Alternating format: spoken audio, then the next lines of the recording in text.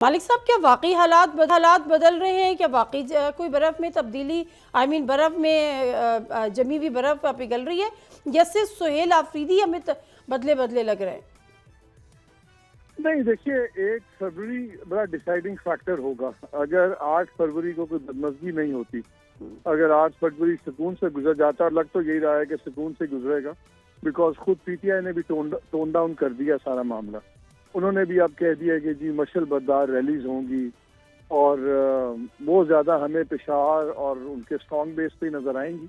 बाकी शहरों में तो शायद उतना बड़ा मामला ना हो, लेकिन जो पहले खतरा था कि जी दिन के वक्त क्लैशेस होंगे, कुछ होंगे, वो तो बड़ा ही क्लियर नजर आ रहा है कि ऐसी कोई चीज नहीं है। बिकॉज पंजाब में केपी की पीटीआई की एजुकेशनल स्ट्रीट स्ट्रेंथ नहीं है, और वहीं पे शो होना था, वहीं पे क्लैश होना था। दिन में नंबर्स वैसे इतने खास नहीं है, केपी उनका अपना है। तो जब पंजाब अवॉइड हो गया है तो मुझे तो कोई अल्लाह खैर करे, कोई बदमज़गी नजर नहीं आती। 8 फरवरी टर्निंग पॉइंट हो सकता है बहुत बड़ा इन चीज़ों का। और आप देखिए ना, ये कोइंसिडेंस नहीं है, ये कोइंसिडेंस नहीं है कि पहले प्राइम मिनिस्टर की मुलाकात होती है, फिर 2 दिन पहले वो करते हैं थर्सडे को एपेक्स कमेटी की मीटिंग, उसमें कोर कमांडर भी आते हैं। जब आप उसका एलामिया पढ़ें तो एलामिया में आखिरी, इस तक मेरे सामने तो नहीं पढ़ा हुआ, लेकिन जो मुझे याद आ रहा है, आखिरी जो 3 पॉइंट्स थे वो बड़े इंपॉर्टेंट हैं, जहाँ पे वो ये कहते हैं कि जी हम तमाम रिसोर्सेज इस्तेमाल करेंगे अपनी टेररिज्म के खिलाफ, बशमूल फौज। इससे पहले उनका एक ही स्टांस होता था कि जी फौज हटे, हम इसको संभालेंगे सब कुछ। सो क्लियरली चीज़ों पे ना कुछ मिडिल ग्राउंड आपको डेवलप होती नजर आ रही है। उन्होंने ये भी कहा है कि जी मेरी दोबारा मुलाकात भी होगी, चीफ मिनिस्टर ने कहा है कि प्राइम मिनिस्टर से वही मुलाकातें करेंगे। और देखिए, जो उस दिन भी मुलाकात हुई है, ये नादिया 2 हिस्सों की मुलाकात थी। मुलाकात पहले पॉलिटिकल मामला डिस्कस हुए, फिर जब फाइनेंशियल मामला था तो उस वक्त एसर इकबाल साहब को और फाइनेंस सेक्रेटरी इमदाद दोसाल साहब को भी बुला लिया गया मीटिंग में। 1 घंटे की मीटिंग है। तय इन्होंने ये किया है कि एलामिया के मुताबिक चलेंगे, बल्कि मैंने अपने शो में बुलाया हुआ था राना सनाउल्लाह साहब को, तो उन्होंने हंसते हुए कहा, जब मैंने पूछा, मैंने कहा यार ये 2 पार्ट्स की मीटिंग है और 1 घंटे में ये हो ही नहीं सकता कि सियासत पे बात ना हुई हो। और अगर फाइनेंस की मीटिंग थी और सिक्योरिटी की मीटिंग थी तो आप और अमीर मुकाम क्या कर रहे थे? वहाँ पे तो डिफेंस मिनिस्टर को होना चाहिए था, वहाँ पे फाइनेंस मिनिस्टर को होना चाहिए था। तो उन 2 इश्यूज पे तो अमीर मुकाम और राना सनाउल्लाह साहब की जगह नहीं बनती ना, अगर प्योरली टेक्निकल मीटिंग थी। तो 2 हिस्सों में उस दिन मीटिंग हुई है। और उन्होंने मेरे प्रोग्राम में हंसते हुए कहा, जब मैंने 2-3 बार सवाल किया, तो उन्होंने कहा कि हमारा जो बयानिया है इलामिया के मुताबिक होगा। उन्होंने ये नहीं कहा कि इलामिया जो है वो हकायक के मुताबिक होगा। उन्होंने ये कहा कि हम जो बयान दे रहे हैं और जो पीटीआई बयान दे रही है। सो आई थिंक ये इनमें एग्री हुआ है कि देखें, जो सियासत की बात है वो हम बाहर कोई बात नहीं करेगा। और फिर बिकॉज मुजम्मिल असलम साहब ने वसीम बदामी के प्रोग्राम में ये इंसिस्ट किया कि जी उन्होंने इमरान खान की बात की थी कि जी मुलाकातें नहीं हो रही और ये बात वो बात, फिर उसके बाद वहाँ से भी खामोशी हो गई। So they are playing it very carefully, very toned down, because lines बड़ी सख्त ड्रॉ हुई हुई हैं। और अब नजर ये आ रहा है कि पीटीआई अपने स्टांस को थोड़ा सा नरम कर रही है। तो अब उनको नजर आ गया कि जो सख्त रवैया था, ठीक है, ट्विटर पे तो आप इंकलाब ले आते हैं, ट्विटर पे आप तहरीक भी चला लेते हैं, लेकिन सड़कों के ऊपर हजारों वर्कर्स पहले ही पकड़े गए हुए हैं, मारे पड़ रही हैं। पंजाब में बड़ी सख्ती हुई है, बड़ा उनसे बुरा सलूक हुआ है। तो एक फटीग भी होती है, एक एजुकेशन फटीग होती है। लीडर्स का बयान देना और वर्कर्स का सड़कों पे आके मारे खाना बार बार, उसमें बड़ा फर्क होता है। और जाहिर सी बात है, पंजाब में हम सूरत हाल बिल्कुल मुख्तलिफ देख रहे हैं। अभी तो पंजाब असद मना रहा है, तो पंजाब में निकलने का मतलब ये है कि फिर वो इम्पैक्ट ही नहीं होता। अच्छा मालिक साहब, ये जो पूरी अभी आप हमें बता भी रहे थे, जो इन्फॉर्मेशन, जो तफसील, जो अपना तज्जिया भी, अब ये मामला सिर्फ इस हद तक है कि पीटीआई को पॉलिटिकल स्पेस मिल जाएगी, या सुहेल आफरीदी की इमरान खान साहब से मुलाकात हो जाएगी, या कोई दीगर लोगों की इमरान खान की मुलाकातें शुरू हो जाएंगी फैमिली के साथ, या ये कहीं इमरान खान साहब की रिहाई या उनकी बनी गाला मुंतकली या कोई और ऑप्शन, यहाँ तक भी मामला हैं या नहीं है? देखिए, मैंने थोड़े दिन पहले खबर दी थी जिससे बड़े स्ट्रॉन्ग डिनायल्स दिए इनके 2-3 वुज़रा ने। जी जी ठीक जी है? जी। जब मैंने को लास्ट कहा था ऑप्शन।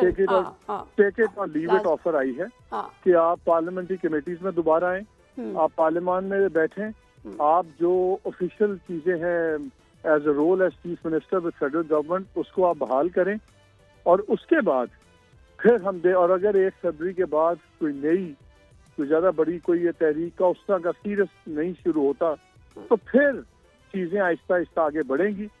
और 1 साल की उन्होंने इनको बात की कि जी हम 1 साल देखेंगे का टाइम देखेंगे कि आप लोग भी अपने वादों पे कायम रहते हैं या नहीं रहते, तो उसके बाद फिर आपको दूसरी आसानियां भी नजर आएंगी। उससे बड़ा इन्होंने एकदम डिनाइल भी दिया हमारे कुछ गुजरा दोस्तों ने। लेकिन ये वही गुजरा है कि जब 27वीं अमेंडमेंट की स्टोरी मैंने ब्रेक की थी तो सारे कहते थे 27वीं अमेंडमेंट कौन सी अमेंडमेंट है, कहाँ है 27वीं अमेंडमेंट, को आ ही नहीं रही। सर तो वो बोले है ना, उसके वो बोले थे, उनको खुद नहीं पता था कोई अमेंडमेंट आ रही है, उनको तो बाद में पता चला। वो तो देखें गवर्नमेंट का काम होता है, और वो जो जर्नलिज्म में एक मजाक में कहा जाता है कि तब तक किसी चीज पे यकीन ना करे जब तक गवर्नमेंट उससे इनकार ना करे, ठीक है ना। सही बात है।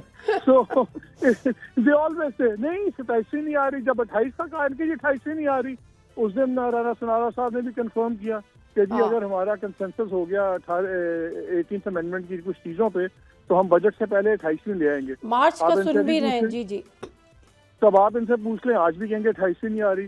जब जस्टिस मंसूर अली शाह की तब्दीली की खबरें हम दे रहे थे मीडिया में तो ये कहते थे नहीं नहीं कोई चीज कैसे हो सकता है वो ना बने, और बाद में हमने देखा क्या हुआ। सो वो बिल्कुल ऑफर अपनी जगह है। अब देखना यही है कि डेवलपमेंट कहाँ जाएगी। मुझे तो इतना पता है ना कि आपको भी इतने साल हो गए हैं इस काम में, ये हुस्न इत्तेफाक नहीं होता कि अचानक प्राइम मिनिस्टर की उनसे भी मीटिंग हो जाए, फिर प्राइम मिनिस्टर की तय हो जाए, एपीसी में कोर कमांडर की शिरकत भी हो जाए, कोर कमांडर, और फिर आप कोर कमांडर के साथ इकट्ठे जनाजे पे भी जाएं, एग्जैक्टली फातिहा देने। ये तो बड़ा ऑप्टिक्स के लिए, क्योंकि आपको याद होगा, सॉरी मैं आपको काट दी मैंने बात, कि ये बड़ा इशू बनता था कि शायद सोहेल आफरीदी साहब जो है वो जनाजों में शिरकत नहीं करते सिक्योरिटी। आपको उनका नहीं याद तो थोड़ा अर्सा पहले बयान आया था कि जी मुझे तो मैं पहले गया था, मुझे तो इनवाइट भी नहीं किया, मुझे दावत भी नहीं पाए, अगरचे दावत की जरूरत नहीं है।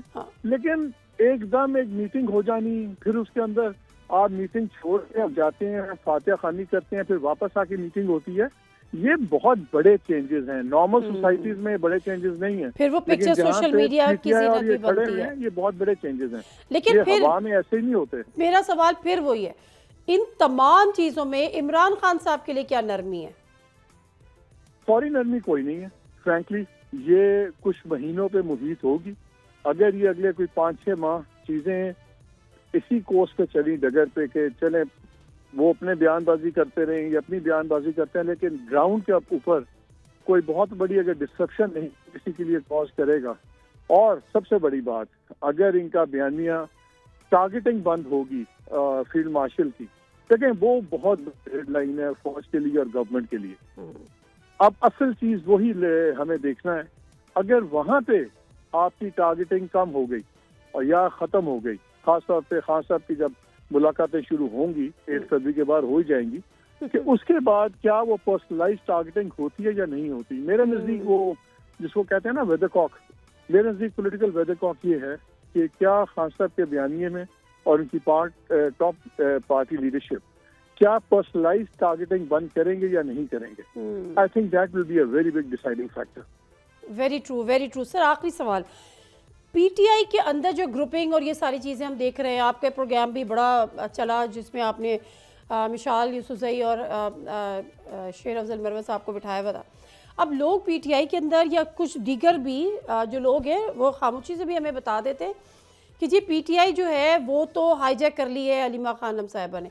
क्या सर वाकई ऐसा ही हो रहा है? इतनी पेनिट्रेशन अलीमा खानम साहिबा की हो गई है, बड़े फैसले सलमान अकरम राजा और अलीमा खानम साहिबा तय कर रही हैं, बैरिस्टर गौहर साहब एक तरफ हैं। देखिए टर्फ वॉर तो है, इसमें तो कोई इनकार करे ना करे, माने ना माने, ये कोई नई बात नहीं है, सबको पता है कि 2 ग्रुप्स हैं। लेकिन मेरा ख्याल है कि अल्टीमेट जो है पलड़ा वो बुशरा बीबी का ही होगा। और जो इसलिए जितने सियाने लोग हैं जितने ज्यादा सियाने लोग हैं वो अपनी अलाइनमेंट्स उधर ही रख रहे हैं। ओके, तो मतलब अलीमा खानम साहिबा का कोई फ्यूचर नहीं है, या जो इस वक्त उनकी पार्टी पोजीशन है उसको आप आगे नहीं देखते। लेकिन अभी पार्टी के अंदर फैसले कौन कर रहा है? देखिए अभी तो फ्रैंकली एक बहुत बड़ी कंफ्यूजन है, और मेरा ख्याल है कि वो इस वजह से ही इनकी इतनी मुसीबतें पड़ी हैं। देखिए ना, महमूद असद जी साहब हैं, उनको तमाम पावर्स दी, तो एक दिन सोहेल अफरीदी साहब कहते हैं कि जी हम बंधे में हैं उनके फैसलों पे, मगर कच्चे धागे से बंधे में हम हाथ भी तोड़ सकते हैं। साथ ही असद जी साहब ये भी कहते हैं कि जी सोहेल अफरीदी काम कर रहे हैं लेकिन वर्कर्स की तवज्जो नहीं है 8 फरवरी की तरफ।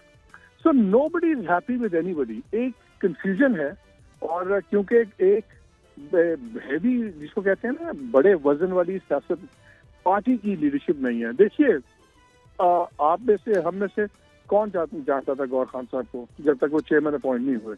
कोई नहीं जानता था। सलमान अकरम राजा बड़े स्मार्ट आदमी है, एन एक्सीलेंट लॉयर, लेकिन क्या वो पॉलिटिक्स समझते हैं? फ्रैंकली वो रिएक्ट भी कर जाते हैं। पहले वो आलिया हमजा के ऊपर जिस तरह रिएक्ट कर गए पब्लिकली, फिर वो पीछे हुए, फिर अब मशाल वाले केस में रिएक्ट कर गए हैं। पॉलिटिक्स ऐसे नहीं होती।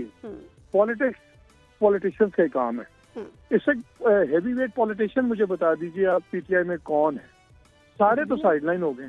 कोई डिस्क्वालीफाई हो गया है, कोई बाहर बैठा हुआ है, कोई पार्टी के अंदर है, आना भी चाह रहा है तो उसको दरवाजे बंद ही मिल रहे हैं ना। नादिया उनका ट्विटर अकाउंट फैसला करता है कि कौन वफादार है, कौन सही है, कौन गलत है। ट्विटर वाले खुद अमेरिका में बैठे हुए हैं, वो जो मर्जी लिख दें, उसका बोझ उनको नहीं उठाना पड़ता, उसका बोझ लोकल लीडरशिप और वर्कर को उठाना पड़ता है। तो एक एब्सोल्यूट कंफ्यूजन पड़ी हुई है, क्योंकि पार्टी स्ट्रक्चर नहीं है। पार्टी स्ट्रक्चर से बिल्कुल नहीं है। पीपल्स पार्टी सर्वाइव कर गई, पीएमएलएन सर्वाइव कर गई क्योंकि उनकी मल्टी लेड पार्टी स्ट्रक्चर था। सर मौरूसियत भी एक अहम फैक्टर है ना, मौरूसियत भी एक अहम फैक्टर है इन पार्टीज में। सॉरी, मैंने कहा मौरूसियत भी एक अहम फैक्टर है इन पार्टीज के सर्वाइवल। मौरूसियत के अलावा देखिए, जब शुरू में जब साथ तोड़ा गया पीटीआई को, उसमें तो कोई शक ही नहीं है ना कि तोड़ा गया। जितने पॉलिटिशियंस थे या गायब हो गए या तायब हो गए, तो एक पूरा पॉलिटिकल कार्डर निकल गया। जितने वुकला हैं वो सिर्फ पॉलिटिक्स कर रहे हैं।